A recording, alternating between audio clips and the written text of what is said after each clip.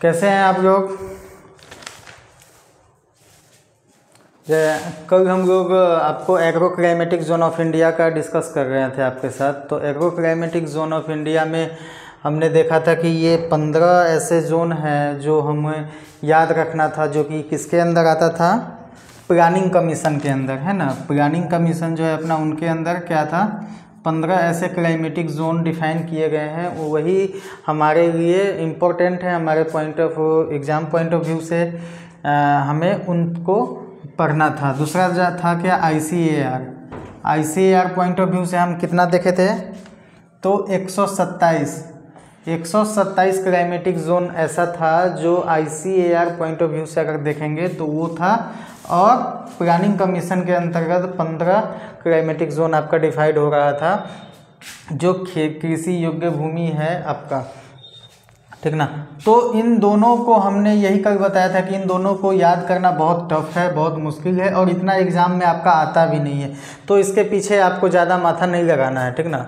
तो आपको बस 15 है, इन 15 को मैप के ज़रिए पढ़ सकते हैं, मैप के ज़रिए देख सकते हैं। जैसे क्या है कि तीसरा नंबर पे हम देखें तो तीसरा अपना यहाँ पे नीचे में आता है lower Gangetic plain. Lower Gangetic plain है, जाहिर सी बात है कि गंगा नदी बह रही है, गंगा नदी के जो निचला हिस्सा है तो वहाँ पे क्या होगा, गंगा नदी है, उनके नीचे वाले हिस्सा है तो क्या होगा, वहाँ ज़्यादा बाढ़ का प्रभावित क्षेत्र होगा, तो यहाँ फ्लड का एरिया ज़्यादा है।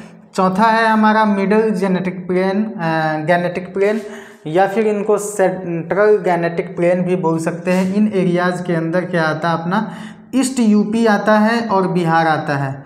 ईस्ट का जो भाग है उत्तर प्रदेश का वो आता है और बिहार आता है, और यहाँ का मिट्टी काफ़ी उपजाऊ है इन मिडल गैनेटिक प्लेन का।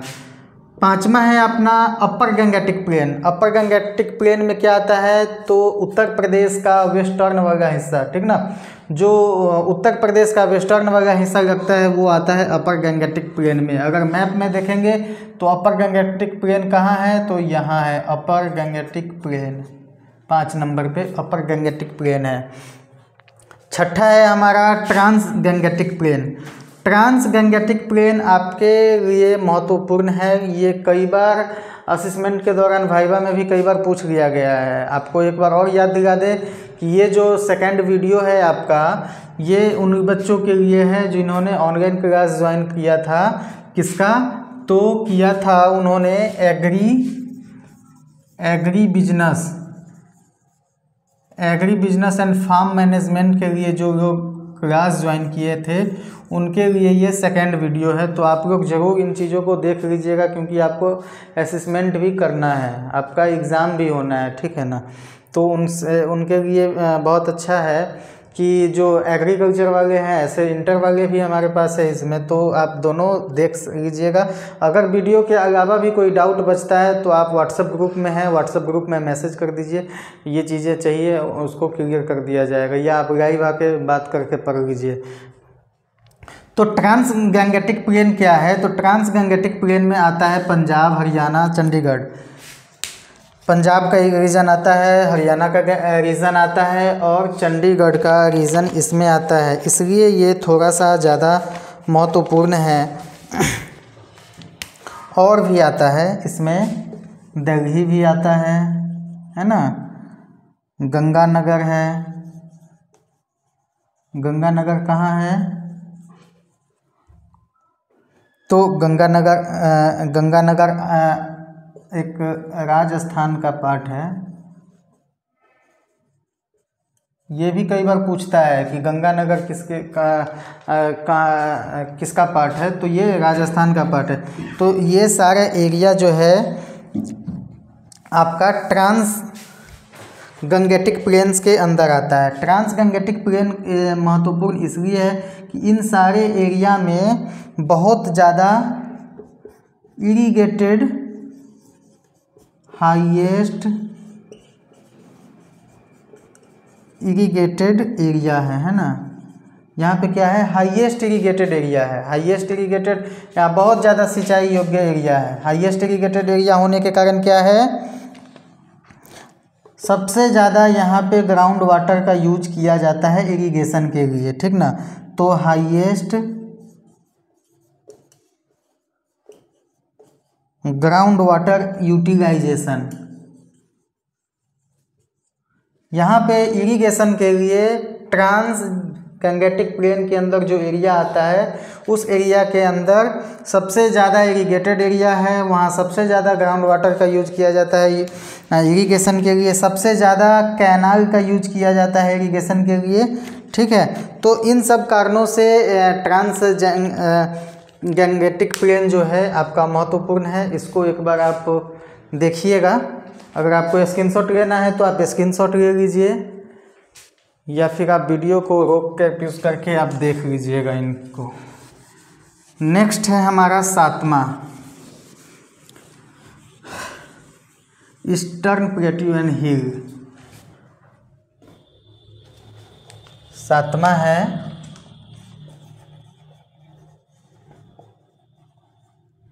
Eastern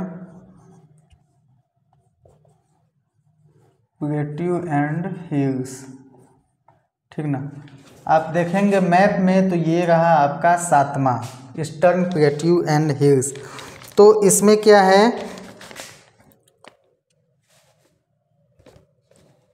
eastern plateau and hills में क्या है,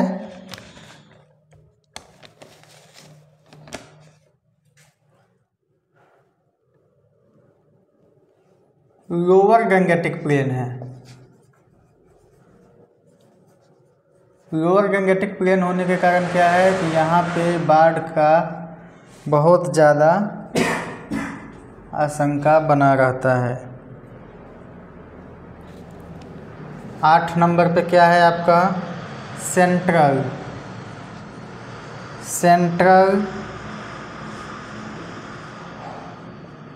प्लेट्यू एंड हिल्स। इस सेंट्रल को आप चाहे तो मिडिल भी कह सकते हैं, ठीक ना, मिडिल प्लेट्यू एंड हिल्स। तो मिडिल प्लेट्यू एंड हिल्स में क्या होता है, तो इसके साथ कौन कौन सा रीजन आता है, तो इनके साथ एरिया लगता है मध्य प्रदेश का, एमपी का, ठीक है, उत्तर प्रदेश का, यूपी का और राजस्थान का एरिया इनके साथ सटता है सेंट्रल प्लेट्यू एंड हिल्स के साथ। आपका 9th नंबर है, 9वां है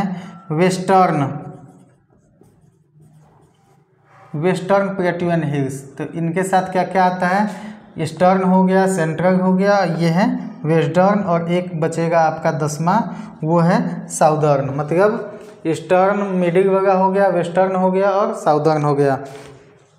तो जो आपका वेस्टर्न है ये आपका पड़ता है यहाँ 9 नंबर पे, ये है आपका वेस्टर्न प्लेट्यू एंड हिल्स। आपको मैप भी दिख रहा होगा, आप चाहेंगे तो अपने फ़ोन में मैप को सर्च करके भी देख सकते हैं। तो इनके साथ जो एरिया लगता है वो है आपका महाराष्ट्र का एरिया, है ना,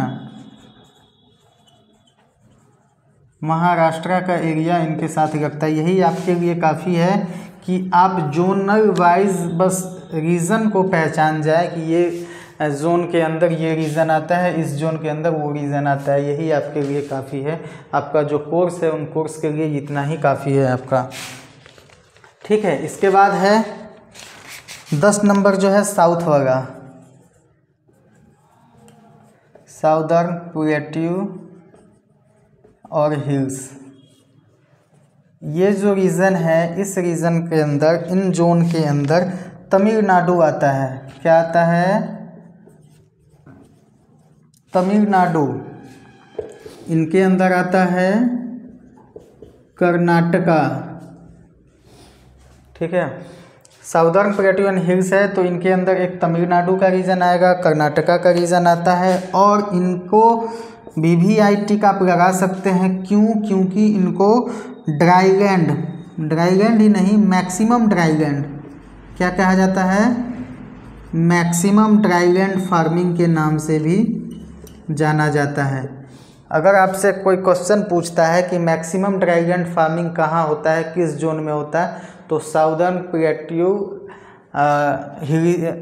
रीजन में होता है, ठीक है, जो आपका 10 नंबर पे आता है ये वाला पार्ट, ठीक ना। तो ये यहाँ सबसे ज़्यादा ड्रैगन फार्मिंग होता है। आते हैं हम लोग 11 नंबर पे। टोटल हमको कंप्लीट करना है 15 जोन को, है ना। 15 जोन हमारे लिए महत्वपूर्ण है, हमारे एग्ज़ाम पॉइंट ऑफ व्यू से महत्वपूर्ण है। तो अभी आते हैं 11 पे, ईस्ट कोस्ट पे, ठीक है। 11 है ईस्ट कोस्ट प्लेन और हिल्स। ईस्ट कोस्ट प्लेन्स और हिल कहाँ है, तो ये आपको दिख रहा है, यहाँ पे है 11 नंबर में। ईस्ट कोस्ट और हिल्स प्लेन है वो। इनमें क्या होता है, इनके साथ कौन कौन सा एरिया आता है, तो इनके साथ भी भैया तमिलनाडु आता है, तमिलनाडु सटता है इनसे। तमिलनाडु है, उड़ीसा है ना। उड़ीसा के बाद आपका एपी आंध्र प्रदेश आता है, जो ईस्ट कोस्ट प्लेन्स और हिल्स के रीजन में आता है। दूसरा है वेस्ट कोस्ट प्लेन्स और हिल्स, ये कहाँ पे है, तो ये आपको मैप में देखेंगे तो यहाँ पे दिखेगा। तो इनके साथ कौन कौन सा आता है, तो इनके साथ भी पूरा तमिलनाडु सटा हुआ है और कर्नाटका सटा हुआ है।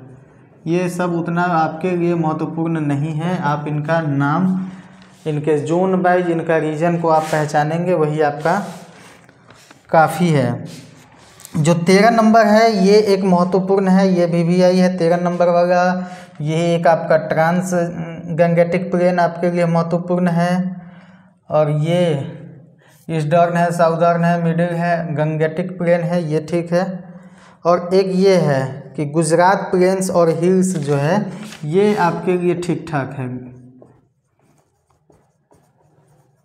गुजरात प्लेन्स और हिल्स, इसमें क्या है, तो इसमें कौन कौन सा एरिया आता है 13 नंबर में है, ये वाला पार्ट है। मैप के पॉइंट ऑफ व्यू से देखेंगे तो इसके अंदर पूरा राजस्थान आता है,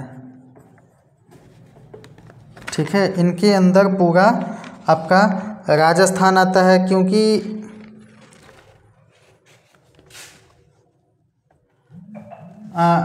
इनके अंदर पूरा आपका राजस्थान आता है, गुजरात है। यहाँ पे क्या है कि हाईएस्ट श्राइन एरिया है, ठीक ना। हाईएस्ट श्राइन एरिया बोले तो क्या है कि यहाँ का जो मिट्टी है वो काफ़ी नमकीन है। यहाँ का मिट्टी में बहुत ज़्यादा साल्ट का मात्रा है। इसको इस तरह से आप देख लीजिए, अगर रैंक वाइज पूछे कोई कि पहले रैंक पे श्राइन एरिया में कौन सा आता है, तो वो है आपका Gujarat.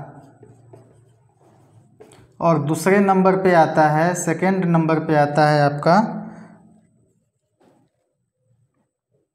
Waste Bengal.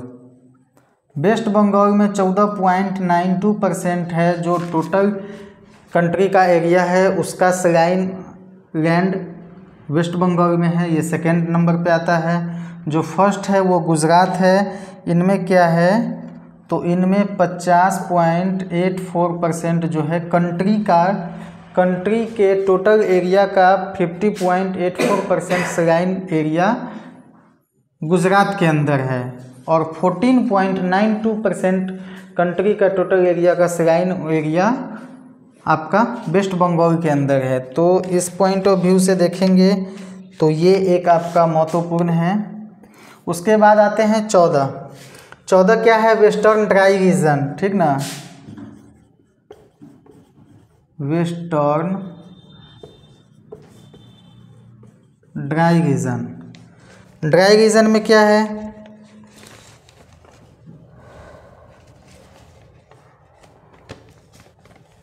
Dry region में क्या है, तो पूरा का पूरा आप समझ लीजिए कि ये रेगिस्तान है, बालू है ना। ये पूरा का पूरा जो रेगिस्तान वाला हिस्सा है वो आपका आता है वेस्टर्न ड्राई रीजन के अंदर।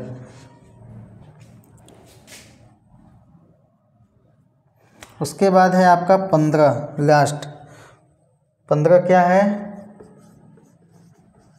आइसलैंड है 15 नंबर आपका, जो कि वही आपका अंडमान निकोबार है। तो ये था टोटल आपका 15 एग्रो क्लाइमेटिक जोन जो प्लानिंग कमीशन के अकॉर्डिंग है। ये प्लानिंग कमीशन के अकॉर्डिंग 15 क्लाइमेटिक जोन आपको यहाँ दिखा, और यही आपके एग्ज़ाम पॉइंट ऑफ व्यू से महत्वपूर्ण है। तो प्लीज़ आप इनको एक बार माइंड कर लीजिएगा कि किस जोन में कौन सा रीज़न पड़ता है, ये इतना आप करो। उसके बाद हम लोग फिर नेक्स्ट वीडियो में आते हैं। नेक्स्ट आपका जो होगा वो है आपका क्रॉप फार्मिंग है ना, हॉर्टिकल्चरल क्रॉप है। तो हॉर्टिकल्चरल क्रॉप के ऊपर हम लोग एक एक क्रॉप जो मेजर क्रॉप्स है, सारे क्रॉप्स को तो नहीं पढ़ सकते हैं, लेकिन जो जो मेजर क्रॉप्स है हॉर्टिकल्चर के अंदर और एग्रोनॉमी के अंदर दोनों हैं आपके सिलेबस में, जो आपका एग्री बिजनेस और फार्म मैनेजमेंट का जो कोर्स है उनके अंदर। तो उनके ऊपर हम लोग एक एक क्रॉप को एक दिन में कोशिश करेंगे 2-3 क्रॉप को जो सिमिलर हो उसको हम लोग कंपेयर करते हुए ख़त्म करेंगे जल्दी से जल्दी। ठीक है, तो आज के लिए इतना ही। अगर इस वीडियो को देखने के बाद कोई डाउट है, कोई दिक्कत आता है, तो आपका व्हाट्सअप ग्रुप बना हुआ है, आप उस व्हाट्सअप ग्रुप में मैसेज कर दीजिए, हम लोग उसको सॉर्ट आउट करने का कोशिश करेंगे। ठीक है, तो ज़रूर से ज़रूर इस वीडियो को देखिएगा, लाइक शेयर कीजिएगा। धन्यवाद। अगर नोट करना है आप नोट कर लीजिए इसको।